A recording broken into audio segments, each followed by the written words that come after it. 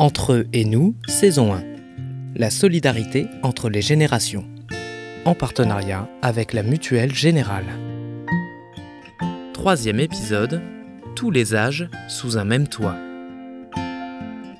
À chaque âge, son déménagement. Les jeunes quittent le nid familial à l'âge adulte, les adultes changent d'habitat quand la famille s'agrandit. Tandis que le grand âge venu, les seniors quittent parfois leur logement pour la maison de retraite. Mais plutôt que de laisser tous ces gens s'installer, chacun, dans leur coin, pourquoi ne pas les réunir tous ensemble ? Pourquoi ne pas mêler l'énergie des uns à la sagesse des autres, les laisser s'entraider quand ils en ont besoin ? En France et partout dans le monde, de nouvelles formes d'habitat émergent qui mêlent personnes vulnérables ou non, jeunes, actifs ou plus âgés, sous le même toit. Depuis 32 ans, l'association Habitat et Humanisme développe des projets de logement contre l'isolement et parmi eux, des maisons intergénérationnelles. À Jouy-en-Josas, dans les Yvelines, 70 personnes sont ainsi accueillies dans 2 petits immeubles. D'un côté, une pension de famille où sont logées des personnes en difficulté. De l'autre, des locataires éligibles aux logements sociaux. En couple, en famille ou à travers une colocation étudiante, ils viennent trouver là des habitations à petit prix, mais aussi une solidarité.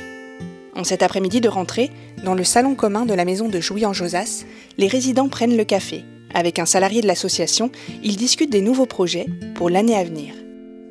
Donc, si vous voulez, on peut faire un petit jeu de rôle et dire voilà, alors qu'est-ce qu'il faudrait continuer et qu'est-ce qu'il faudrait changer les petites réunions de temps en temps, comme ça, boire un café, alors comme on fait que passer, on vient frapper à la porte. Ça, c'est sympa. Quand c'est ouvert, hop, on s'arrête.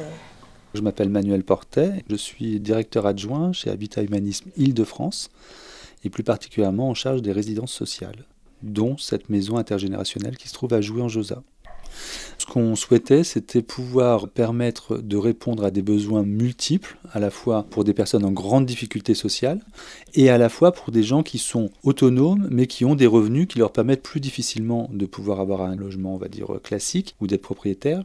Et puis une partie de la population qui est vieillissante mais pas complètement dépendante, enfin pas très dépendante, et qui souhaitait continuer à bénéficier effectivement d'une présence salariée mais aussi de voisins avec qui il y a un projet social qui est engagé autour de on va faire des choses ensemble, on va partager des moments, des activités autour du jardinage, de l'alimentation, des sorties culturelles, manger ensemble, boire un café, etc.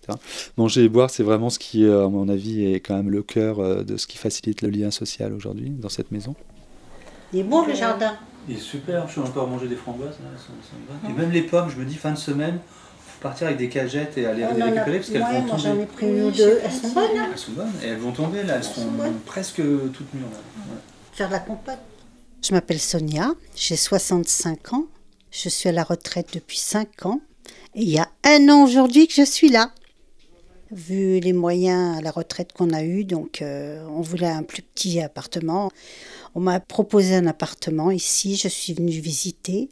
J'étais ravie.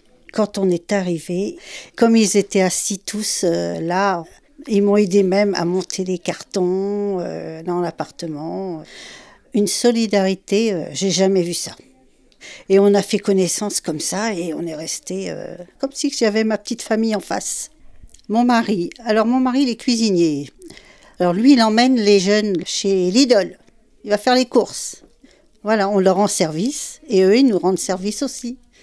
Il y a une dame qui est arrivée avec une petite de 4 ans, qui vient souvent dans le jardin maintenant avec nous. Voilà, elle écrit, on lui donne des craies.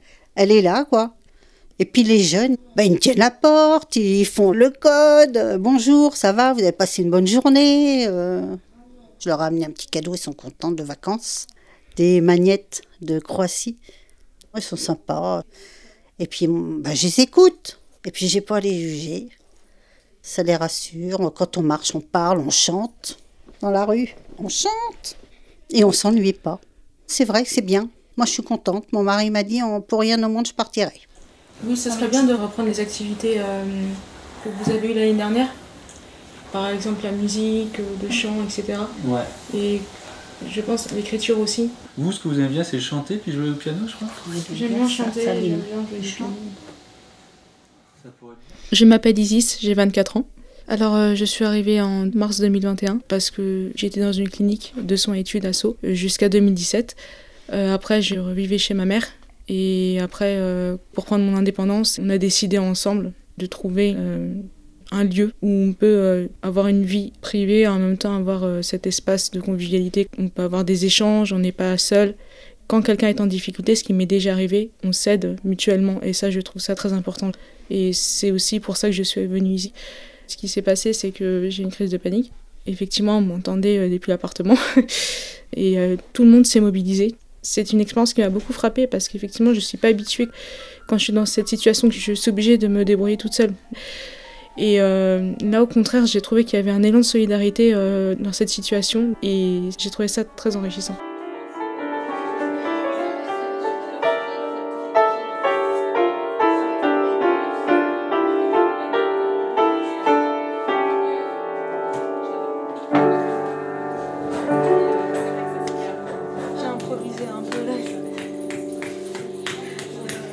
Bravo, Richette.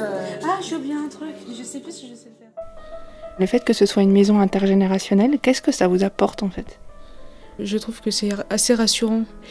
J'ai eu beaucoup de problèmes avec les jeunes de mon âge et j'ai toujours eu ce lien privilégié avec les personnes plus mûres. Je leur dis bonjour, je les respecte et on échange, on rigole beaucoup. C'est une très bonne ambiance. Ça n'empêche pas que par un moment, comme toute vie en communauté, il y a toujours des petites tensions, mais ça c'est normal. Mais globalement, c'est plutôt une très très bonne ambiance. Pour le moment, je suis bien ici, donc je peux rester ici. Après, c'est vrai que j'ai pas prévu en fait de rester ici toute ma vie. J'aimerais bien aussi faire ma vie vraiment en indépendance, si c'est possible, bien sûr. Pour l'instant, je me sens pas forcément prête, mais sur long terme, pourquoi pas vivre dans un studio indépendant, pourquoi pas. On pourrait faire un atelier cuisine, après pour ceux que ça intéresse. Voilà. Ça, c'est pas mal. Ouais. Mais il faut un ou deux pilotes, une ou deux personnes qui tiennent un peu la chose. La limite, c'est l'autogestion, c'est-à-dire que les gens partent avec une bonne volonté, pensent qu'ils sont tous très tolérants et très ouverts, et on se rend compte qu'en fait la tolérance est un phénomène assez subjectif. Et l'ouverture d'esprit aussi.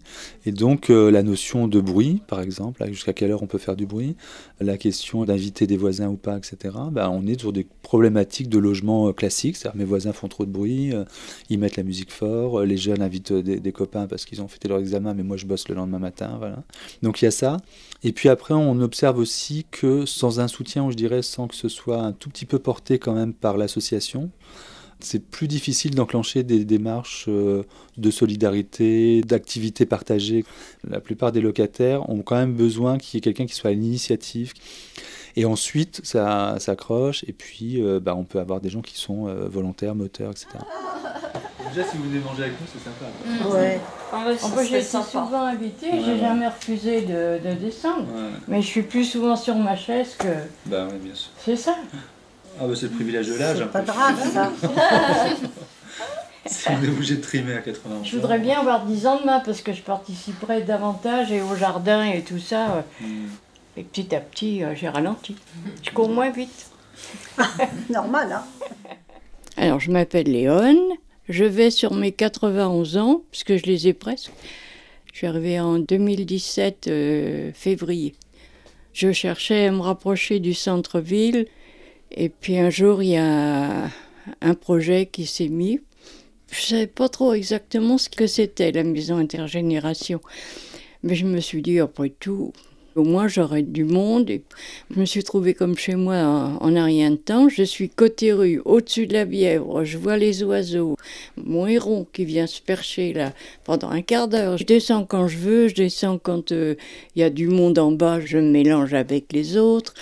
Je descends au jardin, je descends boire le café, je suis invitée à des déjeuners comme ça.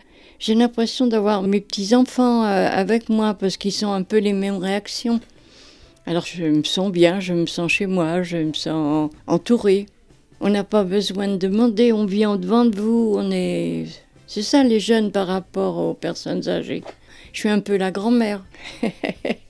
Quand ils ont envie de me raconter un petit peu leurs problèmes, écoute, je ne suis pas obligée de donner un conseil, mais j'écoute. Le fait de parler, ça fait du bien. De temps en temps, je donne des conseils de grand-mère. Et ça marche, c'est des choses qui marchent, alors donc ça marche. J'ai toujours été en contact avec du monde, des jeunes et des moins jeunes. Alors j'ai l'impression que la vie continue, quoi, c'est tout. Je me dis si j'ai quoi que ce soit, ou si je tombe, ou si j'ai... Je sais que je peux frapper aux portes qui sont autour de moi. Dans l'immédiat, j'ai toute ma tête. Je suis encore comme ça, mais dans un mois, je les aurais peut-être plus, j'en sais rien. Et c'est un peu ça aussi qui m'a amené à me mettre pas en communauté, mais dans un lieu familial, quoi. Je suis bien maintenant. Comment vous voyez l'avenir? Vous pensez rester là longtemps? Ah bah c'est ma dernière ligne droite, je pense pas déménager ni aller autre part. Hein. Non, je compte bien rester jusque-là. Puis fêter mes 100 ans ici, avec tout le monde. Pourquoi pas?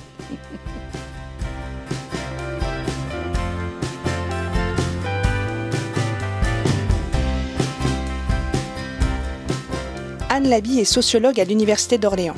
Elle travaille depuis 10 ans sur le sujet des habitats alternatifs, participatifs et solidaires. En France, ces initiatives se multiplient un peu partout sous des formes diverses, avec leurs ambitions et leurs difficultés propres.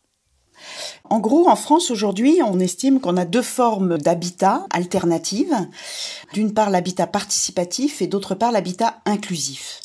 L'habitat participatif est participatif au sens où les personnes qui habitent ont participé à sa conception et sont en autogestion complète, parfois ensuite dans l'habitat. L'habitat inclusif est une forme d'habitat qui peut être un tout petit peu participative au sens où les personnes qui sont en habitat inclusif vont pouvoir éventuellement être impliquées dans la conception peut-être des animations, de ce qui s'y passe. Mais on est vraiment avec l'habitat inclusif sur quelque chose qui a été pensé, qui est monté, qui est géré par des professionnels, beaucoup d'associations qui ont des publics spécifiques, personnes en situation de handicap, personnes vieillissantes, personnes vulnérables à divers titres, économiques par exemple. Et on va avoir de l'habitat participatif intergénérationnel et on va avoir de l'habitat inclusif intergénérationnel.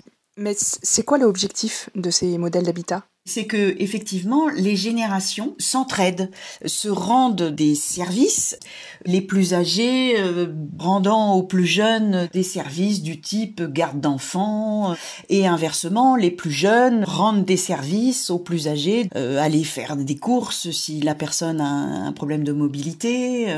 Pour autant, moi j'ai tendance à ne pas être naïve sur l'habitat intergénérationnel, parce qu'on a des rythmes de vie différents, parce qu'on a des besoins différents, parce qu'on est dans des perspectives de vie différentes, ça peut être parfois compliqué de s'ajuster, ça n'est pas naturel. Ça peut se faire en interindividuel. Une famille aide une personne est particulièrement attachée aux enfants d'une famille, mais dans un habitat où on aurait 30 logements, tout le monde ne va pas aider tout le monde en intergénérationnel, c'est pas comme ça que ça se passe. Il y a des affinités, il y a des relations interindividuelles, et puis après, il y a des personnes pour qui c'est plus compliqué, qui n'ont pas forcément envie de rentrer là-dedans. Et puis il y a aussi beaucoup d'entraide au sein même d'une génération. Dans l'habitat intergénérationnel, on observe que les jeunes familles s'entraident beaucoup, peut-être plus qu'avec les personnes âgées, et que les personnes vieillissantes s'entraident beaucoup, peut-être plus qu'avec les jeunes. Je dis pas que c'est impossible, c'est à travailler et à mettre en place. Sur un habitat inclusif, ça va être porté par le porteur de projet. Il peut y avoir des animateurs, des animatrices, des événements organisés. Au sein d'un habitat participatif, quand on dit ça se travaille, c'est des réunions où on dit tiens, il y a une personne là, âgée, qui sortait faire ses courses, elle ne sort plus parce que nouvelles difficultés, et donc là, qui va aller faire les courses? Est-ce qu'on essaie de se répartir cette aide? Est-ce qu'on fait un petit tableau où on dit on fait un roulement? Donc les choses effectivement se discutent, tout ne se fait pas naturellement, et puis des fois ça coince, donc il faut le mettre au sujet de la prochaine réunion. Ce sont des formules très, très intéressantes, parce que c'est mieux si on fait les choses bien que tout seul, chez soi, isolé, quelle que soit la difficulté rencontrée, que ce soit une difficulté sociale, physique, cognitive, économique. L'isolement, c'est pire que tout. Et l'autre solution, à l'autre bout du spectre, c'est l'institution. Donc oui, entre les deux, bien sûr qu'il faut développer ces formules alternatives pour les personnes, avec les personnes. Après, c'est du boulot. C'est du boulot et c'est pas simple. Mais c'est intéressant, absolument.